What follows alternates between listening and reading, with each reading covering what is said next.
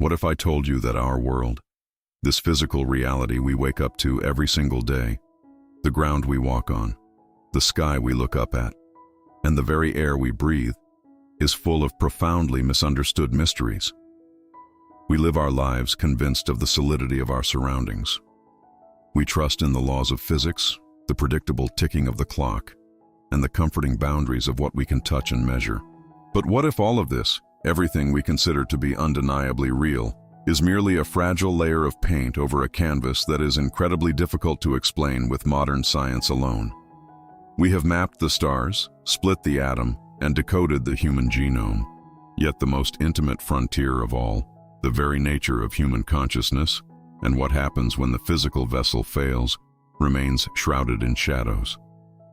What if the everyday world we navigate could be hiding secrets that have never been fully explained? Secrets that wait patiently just beyond the very thin veil of our waking perception, challenging every single assumption we have ever made about life, existence, and the ultimate destination of our souls. Consider the grand monuments humanity has erected across the centuries. The imposing columns of the White House, the stoic, carved faces of Mount Rushmore, the towering dome of the Capitol, or even the ancient silent pyramids and forgotten temples buried deep in the jungles of the world. Millions upon millions of people travel thousands of miles to visit these places every single year. We stand before them in absolute awe, photographing them, studying them, and treating them as the ultimate symbols of permanence and historical triumph. We build these colossal structures of stone and steel because we harbor a deep, unspoken fear of fading away. We want to leave a mark on a physical world that we believe is the only stage for our existence. But what if we are looking in the completely wrong direction? What if these grand monuments are not just symbols of historical legacy? What if they, and the entire physical reality they represent, are not the grand finale of existence, but merely tiny, insignificant pieces of a much, much larger puzzle? What if the true architecture of the universe is entirely invisible to our physical eyes, built not of stone and mortar, but of energy, consciousness, and eternal memory? Before we step into the depths of today's extraordinary journey, I want to invite you to participate in a profound thought experiment. As you listen to the incredible events you are about to hear, I want you to carefully analyze the narrative. In your opinion, do these profound near-death experiences point to an undeniable, objective existence of life after our physical timeline ends? Or do you believe they can be entirely explained away as the final, desperate chemical reactions of a fading brain trying to comfort itself in its last moments? I genuinely want to know what your intuition tells you. Please leave your opinion in the comments below. And if you yourself have ever brushed against the edge of the unknown, if you have experienced a moment where the veil lifted and you saw what lies beyond, we want to hear your voice. Please check the description of this video for a link to a secure form where you can share your story with us anonymously. We are dedicated to giving these profound experiences a platform, so please reach out through the contact information provided below and let us share your journey with the world.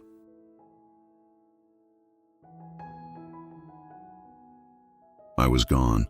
The rhythmic, reassuring beeping of the cardiac monitors in that sterile, bitterly cold hospital room had dissolved into a single terrifying, continuous tone.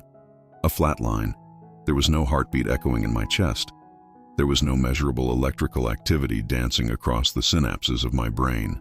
For 7 agonizingly long minutes, the medical staff operated under the clinical assumption that my timeline had officially ended. I had crossed the ultimate threshold. I had become a past tense. But what I experienced in that profound, echoing silence, in that space between breaths that stretches into eternity, did not feel like an end. It did not feel like fading away into an empty, meaningless void. It felt entirely different. It felt more real, more vibrant, and more undeniable than any single moment I have ever lived in this physical world. The doctors would later write in their reports that I was clinically unresponsive. They noted a complete absence of a pulse, dilated pupils, and a total failure of my respiratory system. To the medical professionals frantically working over my body, I was a system that had critically failed, a biological machine that had powered down. But during those 7 immense, stretching minutes, While my physical shell lay completely still under the harsh fluorescent lights of the intensive care unit, I was not lying in that bed.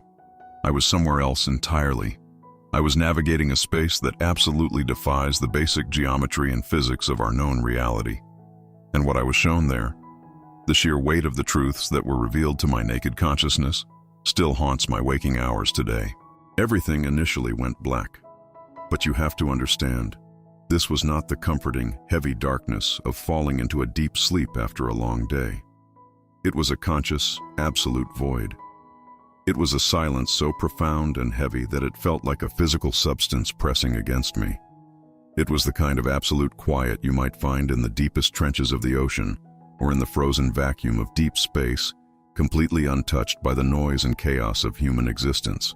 Yet, in the very center of that crushing emptiness, I suddenly became acutely aware.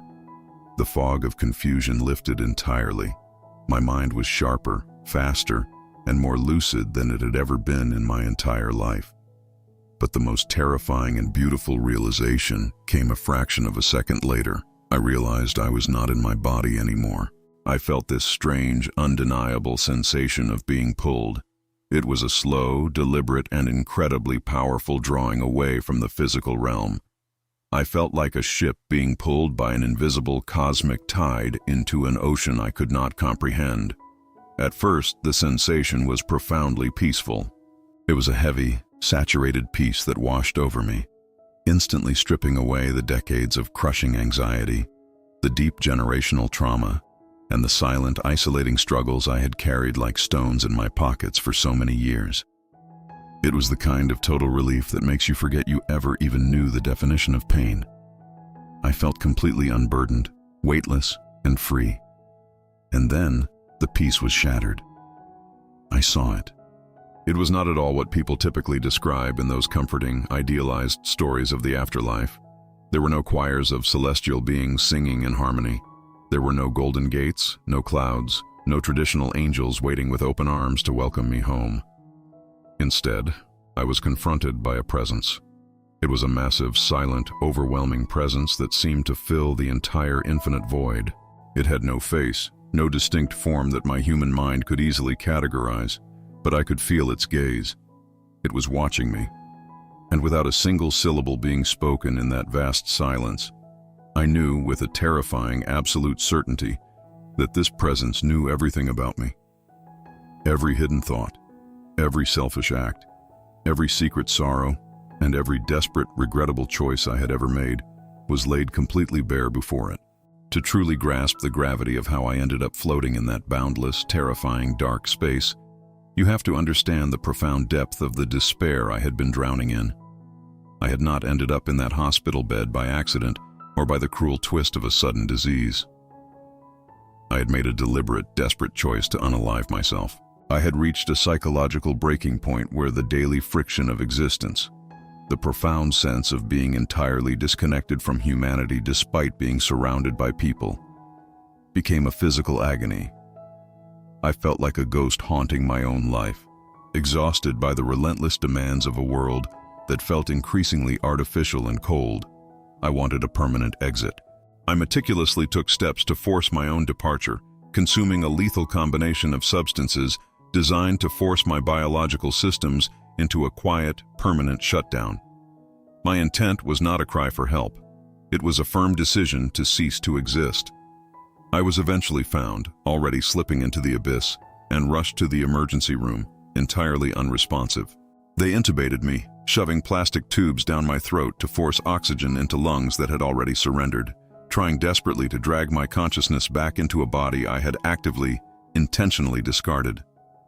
For 3 excruciating days, according to the timeline they later explained to me, I was trapped in a bizarre twilight coma. I was not truly asleep, nor was I fully awake. I was hovering in a fragmented, nightmarish state of semi-awareness. The isolation was maddening. I was entirely locked inside a motionless shell, unable to twitch a single muscle, open my eyes, or make a sound. Yet my senses were agonizingly heightened. I could feel the sharp, unnatural sting when the nurses rolled my heavy, limp body to prevent bed sores. I could feel the cold, abrasive tug of the tapes and wires connecting me to the machines that were breathing for me. I could smell the harsh, metallic scent of blood and the burning, sterile odor of hospital-grade disinfectants. I could hear the panicked, rushed voices of the medical staff discussing my failing vital signs as if I were a broken machine rather than a conscious human being listening to every word. And between those moments of sharp sensory intrusion, there were long, stretching hours of absolute, crushing emptiness. Just pure, suffocating silence and a darkness that felt like a tomb. It was during one of those interminable stretches of silent darkness that the first profound shift occurred. Suddenly, the crushing weight of the coma dissolved. I found myself rising rapidly, as if a tether had been cut. I floated up toward the ceiling of the intensive care unit. I looked down, and with absolute clarity, I saw my own physical form lying on the bed below. It was a surreal, deeply unsettling sight. I looked so pale, so incredibly fragile, tangled in a chaotic web of transparent tubes and flashing wires. I watched the nurses rushing in and out of the room, checking the monitors, injecting medications into my IV lines, fighting a desperate, chaotic battle for a life I had already walked away from. But I felt absolutely no connection to that broken body on the bed. It looked like an old coat I had taken off and discarded on a chair. I watched this frantic, desperate scene for only a brief moment, because almost immediately I felt that overwhelming magnetic pull again. I was drawn away from the hospital room, pulled backward through the walls and the ceiling, carried on an invisible, silent current that felt incredibly gentle but possessed an unstoppable force. I was being pulled into a massive, sprawling tunnel. But this was not a simple dark tube with a white light at the end like you see in movies. The walls of this massive tunnel were constructed entirely of blinding, rapid flashes of light and complex, moving imagery. As I was pulled faster and faster through the center of this vortex, I realized that the images flashing past me were not random. They were memories, but not just memories from the life of the woman lying in the hospital bed. As the velocity increased, I began to see vivid, fully immersive scenes of ancient, forgotten eras. I saw flashes of vast, dense jungles hiding massive stone pyramids that mirrored the ancient structures of Latin America. Places where the air was thick with humidity and the smell of burning copal resin. I saw myself walking through dusty, sun-baked plazas of ancient civilizations, trading goods, speaking languages I do not consciously know today, but which my soul understood perfectly in that moment. I saw flashes of myself in completely different bodies, different genders, living out entirely different destinies across the span of human history. I saw myself surrounded by families I did not recognize with my human mind, yet I felt a profound, eternal love for them in my spirit. The clarity was absolute, sharper than any high-definition screen. I knew, down to the absolute core of my being, that the consciousness witnessing these ancient scenes was the exact same, unbroken thread of consciousness I hold right now. I was being shown the massive, sprawling tapestry of my soul's existence, a history that stretched back thousands of years before my current birth. The rapid, dizzying journey through the tunnel of lifetimes slowly began to decelerate, the flashing images blurring together until the motion stopped completely. Suddenly, I was entirely immersed in a specific, heavily detailed scene. I found myself sitting on the ground in a damp, shadowy environment. I looked around and realized I was sitting in the gutter of a very old, narrow street. The ground beneath me was paved with rough, uneven cobblestones, slick with rain and grime. The only illumination came from the dim, flickering, yellowish glow of ancient, iron street lamps that cast long, menacing shadows against the brick walls. The air was thick, freezing cold, and smelled heavily of damp earth, smoke, and stale alcohol. I looked down at my hands. They were calloused, filthy, and trembling violently. In one hand, I was clutching a crumpled, dirty piece of paper. Beside me in the gutter lay an empty glass bottle. I was covered in layers of grime, my clothing torn and soaked through with the cold rain. I was heavily intoxicated, completely broken, and weeping with a profound, shattering sorrow that seemed to tear my chest apart from the inside. I was experiencing the absolute rock bottom of a human existence. I felt the crushing weight of total failure, abandonment, and a despair so deep it made my recent attempt on my own life feel incredibly small by comparison. I was a lost, ruined soul in a forgotten century. It was in that dimly lit, sorrowful place amidst the smell of rain and despair that the silence was finally broken. I heard the first voice. It did not come from the dark street around me. It seemed to resonate through the very fabric of the spiritual space, vibrating directly into my consciousness. It was a strong, incredibly reassuring presence that spoke with an authority that commanded absolute attention. The voice simply said, "Do not leave. Stay right there. He is coming. He is coming to help you." Instantly, the cold, wet cobblestone street vanished, dissolving like smoke in the wind. The environment shifted violently again. Now, I found myself lying in a simple, warm bed in a small, dimly lit room. I was still carrying the heavy grime, the scent of alcohol, and the crushing sorrow of the street, but the desperate isolation was gone. Someone was tending to me. I looked up through tear-filled, blurry eyes and saw a man leaning over me. He was gently washing the filth from my face with a warm, damp cloth, looking down at me with an expression of immense, unconditional tenderness and deep, painful pity. He was caring for my broken, ruined state when the rest of the world had clearly left me to die in the gutter. And as I looked into his eyes in that ancient, forgotten room, a profound shock wave ripped through my spirit. I recognized his soul instantly, stripping away the unfamiliar face and clothing. The man caring for me in that past existence, the man who had sacrificed his own comfort to pull me from the gutter, is the exact same soul I am married to in my current life today. In that past timeline, he was my savior, my caretaker, my only anchor when I had completely and utterly lost my way in the darkness. But as I lay there, overwhelmed by this revelation of cosmic connection and debt, a new sound pierced the quiet intimacy of the room. It was the sound of a child crying. The sound did not seem to come from within the physical boundaries of the room. It echoed from somewhere just beyond my field of vision, but it tore through my spirit like a jagged blade. It was a desperate, agonizing, deeply sorrowful weeping. It was the sound of a child who feels entirely abandoned and terrified. Even without seeing a face, without any visual confirmation, a profound, undeniable truth washed over my entire being. I knew, with a certainty that transcended logic or reason, that the unseen child crying in that vision was my daughter. She was the teenager I had selfishly left behind in my current reality when I made the arrogant choice to end my timeline. The sound of her agonizing cry completely broke me. Up until that moment, my journey out of my body had been characterized by a strange detachment, a sense of floating observation. But hearing that cry shattered the peace entirely. The overwhelming calm vanished, instantly replaced by an agonizing, suffocating anguish that felt heavier than gravity itself. I felt a desperate, clawing, frantic need to find her. I needed to see her face, to pull her into my arms, to comfort that painful cry and tell her I was sorry. I tried to move, to search the shadowy corners of the vision, but I was paralyzed. The environment would not let me see her. She remained hidden, a phantom voice of pure grief echoing in the dark. Then, another voice echoed through the immense space. It was different from the first voice. It called out to me using a very specific, deeply personal childhood nickname, a name that was only ever used by the closest members of my family when I was very young. The voice echoed with a firm, unmistakable urgency. It said, "Go back. It is not your time yet."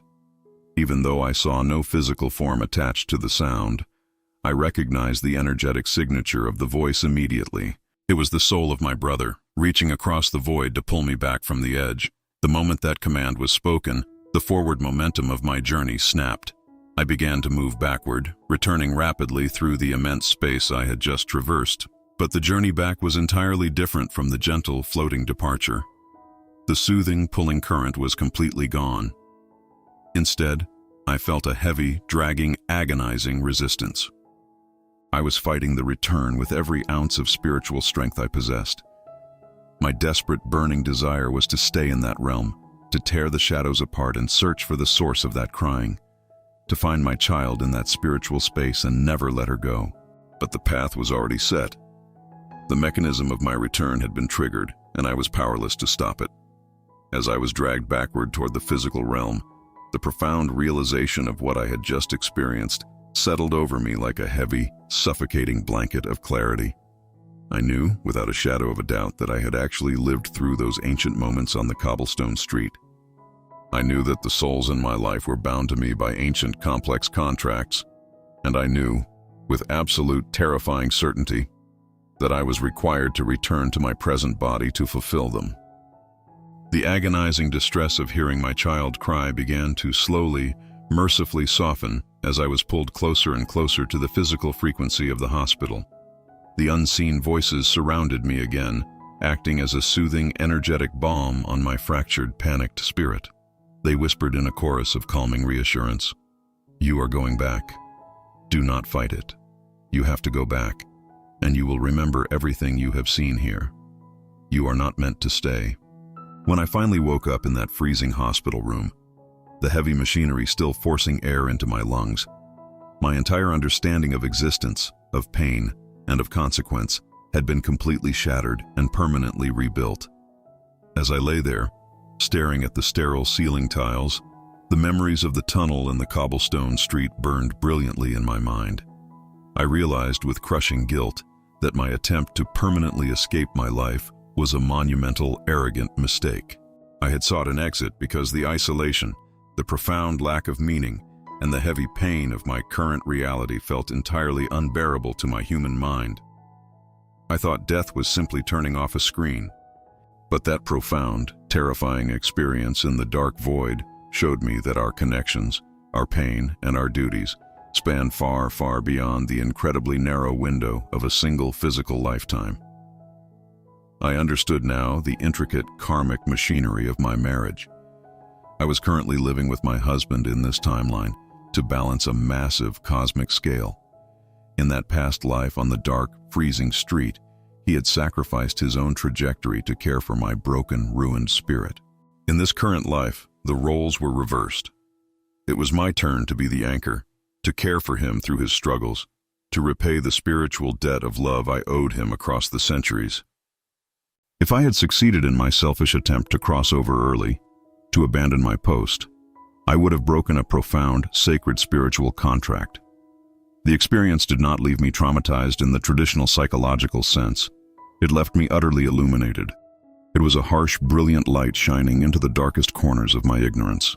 It showed me the vast, intricate, unimaginably complex web of existence that we are all woven into, a web where every action, every tear, and every act of kindness echoes into eternity. But the universe, it seems, was not entirely finished showing me the grand architecture of the other side. Years later, my physical body, worn down by time and trauma, required a severe, highly complex surgery on my cervical spine to implant a necessary prosthesis.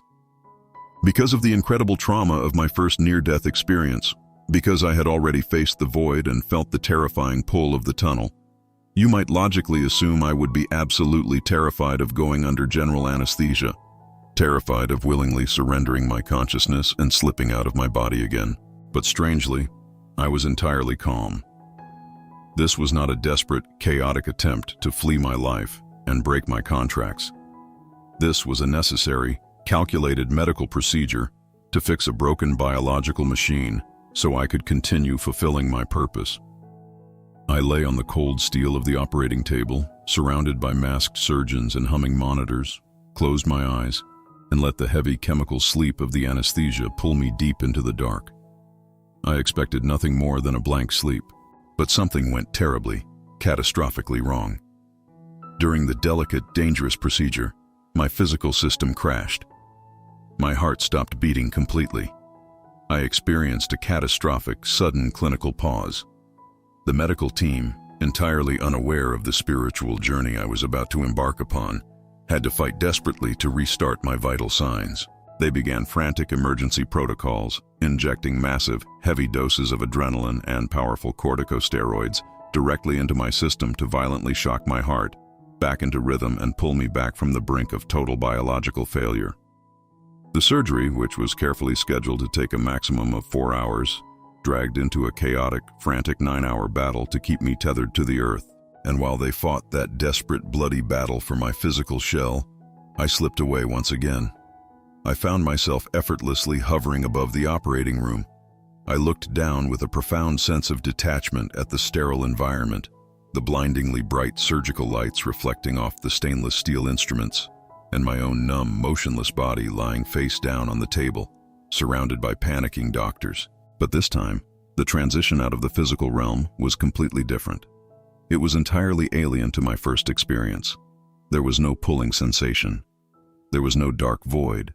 There was no massive tunnel flashing with the heavy, burdensome memories of past lives and ancient failures. Instead, I was gently, instantly enveloped by an unimaginably powerful, radiant energy. It was a force of pure, brilliant, living light that simply gathered me up.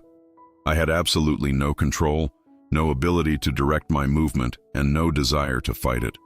I was carried rapidly far, far away from the hospital, far away from the atmosphere of the earth, far away from anything remotely resembling our dense, physical universe. I was taken directly into a dimension that completely and utterly defies the capacity of human language to describe. There was no geography here. There were no landscapes I could recognize, no cities, no oceans, no nature that matched our world. It was a boundless, infinite space of pure, vibrant, vibrating existence. It felt like standing inside the very heart of a star, but instead of burning heat, there was only love. I encountered beings in this realm, but they were not the ghosts of dead relatives waiting for a reunion. They were not figures from religious texts or winged angels. They were simply profound, luminous presences of pure consciousness. They possessed no physical bodies, yet I could sense their individuality perfectly. And the moment I arrived, I was welcomed with an overwhelming, staggering sense of love and universal celebration. Every single presence I encountered was radiating a deep spiritual joy, a feeling that felt like a cosmic smile directed entirely at me. The communication in this brilliant realm did not rely on the clumsy, slow mechanics of spoken words. It was an instant, flawless telepathic sharing of incredibly complex thoughts, concepts, and profound emotions. Without a single sound vibrating in that space, they poured knowledge into my spirit. They told me that I was entirely safe. They told me that I was cherished beyond measure. They fed my soul with an energy that felt like pure, concentrated peace.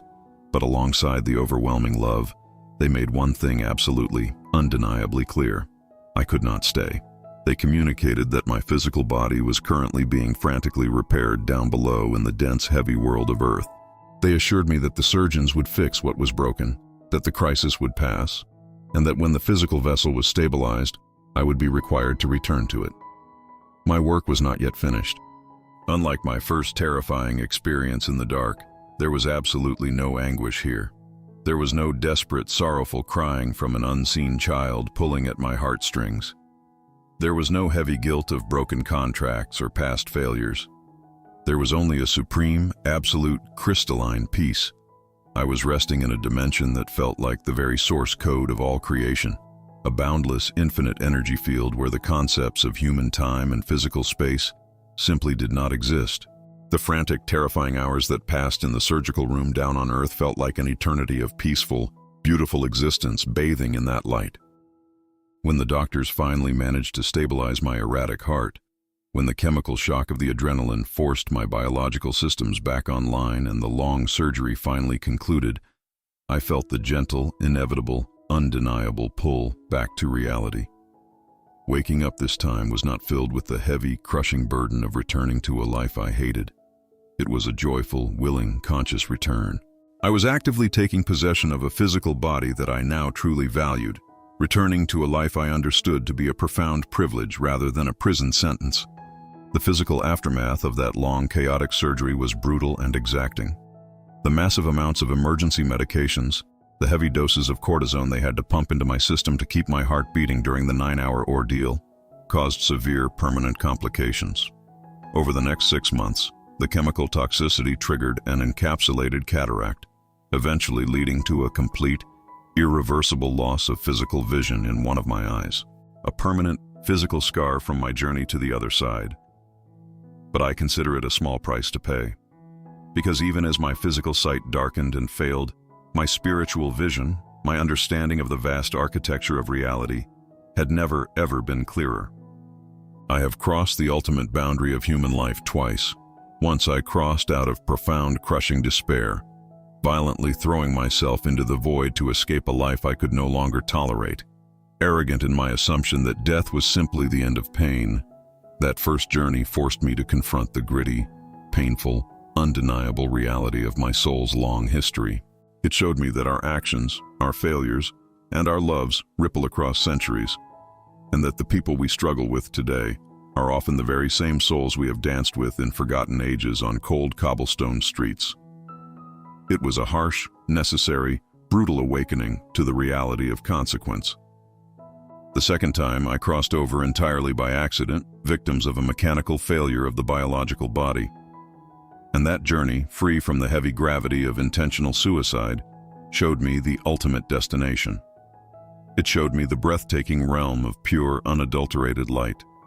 It revealed a dimension of unconditional, crushing love and perfect mental communion that waits patiently for all of us when our true destined time finally comes to leave this physical school behind.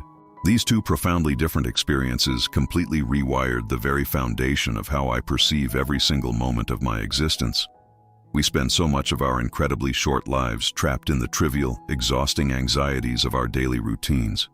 We feel profoundly isolated, convinced that our secret pain is meaningless and that we are walking this path entirely alone. But what I was shown in those timeless moments outside of my physical body proved to me, beyond any shadow of a doubt, that absolutely nothing is meaningless. Every single connection we make, every struggle we endure, every tear we shed in the dark, and every quiet act of sacrifice is a vital, essential thread in a massive, beautiful cosmic design that we are usually far too blind to see. Because what I saw when my heart stopped beating entirely, what I felt in the presence of that infinite light, I carry the weight of that truth with me every single day. I carry the knowledge of that vast, unconditional love and the profound, heavy responsibility of the life I am required to live right now. And this extraordinary journey leaves us all with one final, undeniable, earth-shattering question to ponder as we go about our daily lives.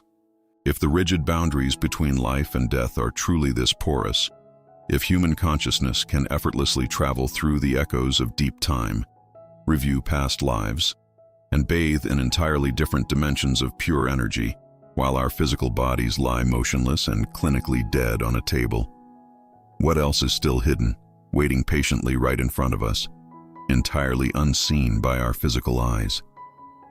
The profound lessons brought back from the other side are not just fascinating stories about what happens when our physical timeline ends. They are a critical, urgent instruction manual for exactly how we must choose to live right now, today, in this physical realm. They teach us, with absolute clarity, that our sense of separation and isolation is a complete illusion. They teach us that the love we freely give to others and the selfless care we provide when no one is watching are the only true, eternal currencies that survive the fiery end of our physical timelines. No matter what your personal religious beliefs are, no matter your background or your skepticism, the realization that we are deeply, eternally, and inextricably connected to one another should fundamentally change us. It should inspire us to look at the strangers we pass on the street and the family members we struggle to understand with a little more grace, a lot more patience, and a profound, unconditional love. We are all ultimately just spiritual beings wearing physical suits, walking each other home through this massive, terrifying, beautiful, and mysterious journey called life. I truly hope this deep exploration of the unknown has given you something profound to reflect on today. If these words resonated with something deep inside of you, if they sparked a new thought, challenged an old belief, or shifted your perspective on your own life's journey, please leave a comment below. Share your thoughts, share your doubts, and most importantly, share your own experiences. And please, do not forget to subscribe to the channel so we can continue to fearlessly explore the profound, hidden mysteries of our existence together. Stay curious about the universe, stay deeply compassionate toward one another, and always remember that there is always more to the story than what our fragile physical eyes can see.